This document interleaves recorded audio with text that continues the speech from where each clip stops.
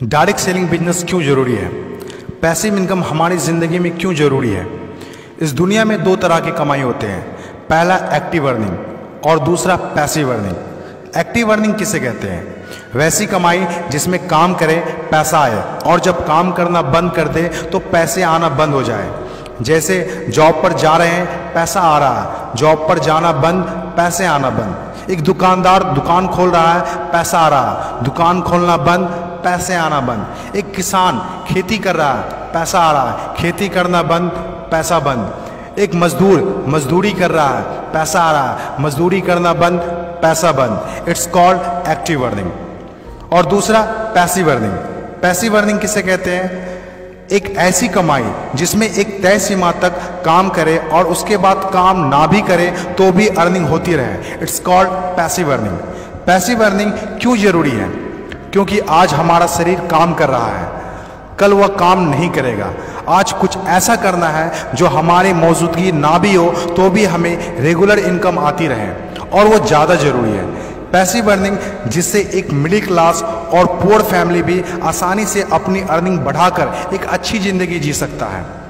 आज passive earning के तरीके का इस्तेमाल वर्ल्ड के सभी अमीर लोग, बिजनेसमैन, पॉलिटिशियन और एक्टर सभी अपने लाइफ में पैसे कमाने में करते हैं। पैसिव अर्निंग का मतलब ऐसा काम जिसमें किसी काम का रेगुलर इनकम आता रहे, जैसे रेंटेड प्रॉपर्टी, कोई मकान, बंगला या रूम को रेंट पर देने से जो पैसा आए। और भी है जैसे fix deposit, real estate, business, YouTube earning, ये सभी पैसिव अर्निंग में आते हैं। आज आपके पास कोई एक ही इनकम ऑफ सोर्स है, चाहे वो जॉब हो या बिजनेस हो या शॉप हो या फिर एग्रीकल्चर, कुछ भी हो, आप उससे अपनी लाइफ की ज़रूरतों को पूरा नहीं कर सकते हैं। अगर आपको एक बेहतर ज़िंदगी चाहिए तो आप सिर्फ एक ही इनकम ऑफ सोर्स पर डिपेंड नहीं रह सकते। आपको सेकेंड, थर्ड, फोर्थ या ज़्यादा इनकम सोर्स बनाने होंगे। जितनी ज़्यादा इनकम ऑफ सोर्स होगी उतनी ज़्यादा अर्निंग होगी और आप अपने फैमिली को एक बेहतर ज़िंदगी दे पाएंगे। पैसिव अर्निंग करने के लिए आप ऑनलाइन और ऑफलाइन दोनों तरीके से कर सकते हैं। इसीलिए पहले आप कंफर्म करें कि आप किस तरह शुरुआत करना चाहते हैं। आपको बेसिक और सिंपल आइडियाज़ चाहिए, ज़्यादा रिस्क भी नहीं हो और इन्वेस्टमेंट भी कम लगे। डायरेक्ट सेलिंग बिजनेस सबसे बड़ा एग्जाम्पल है। ये पैसे कमाने का वो रास्ता है जिसमें आप सिर्फ एक बार मेहनत करते हैं और कुछ ऐसे संपत्ति बना देते हैं जो आपको ज़िंदगी भर पैसे कमा के दे सके। पैसिव अर्निंग को समझाने के लिए मैं आपके साथ एक स्टोरी शेयर करना चाहूँगा। यह कहानी है बर्क हेजेस की किताब द पैराबल्स ऑफ पाइपलाइन। एक छोटे से गांव में दो दोस्त रहा करते थे, ब्रूनो और पाब्लो, जो बड़े सपने देखा करते थे। एक दिन किसी न किसी तरह वो गांव के सबसे अमीर आदमी बन जाएंगे। वो दोनों काफ़ी मेहनती थे, उन्हें तो बस एक मौके की तलाश थी और एक दिन उन्हें वह मौका मिल गया। उस गांव में एक समस्या थी। गांव वाले को पानी लाने के लिए नदी में जाना होता था और आधा दिन पानी लाने में ही गुजर जाता था। वो दोनों ने गांव वालों से बात की कि वो नदी से पानी लाकर उन्हें देंगे और उसके बदले कुछ पैसे लेंगे। गांव वालों को ये बात अच्छी लगी। अगले दिन दोनों ने एक एक बाल्टी पकड़ी और नदी की तरफ चल दिए कि हर बाल्टी के लिए 10 रुपये दिए। ब्रूनो बहुत खुश हुआ, लेकिन पाब्लो को इतनी ज़्यादा खुशी नहीं थी। पाब्लो को बाल्टी ढोने की वजह से उसके पीठ में दर्द हो रहा था और हाथों में छाले पड़ गए थे। अगली सुबह फिर से उन्हें ढोने की बात सोचकर ही दहशत हो रही थी। पाब्लो ने नदी से गांव तक पानी लाने का एक अच्छा आइडिया सोचा। जब अगली सुबह दोनों अपनी अपनी बाल्टी उठाकर जाने लगे तो पाब्लो ने कहा, ब्रूनो मेरे पास एक आइडिया है। चंद सिक्कों के बदले मैं दिन भर बाल्टी ढोने की वजह क्यों ना हम नदी से गांव तक पाइपलाइन बना दें।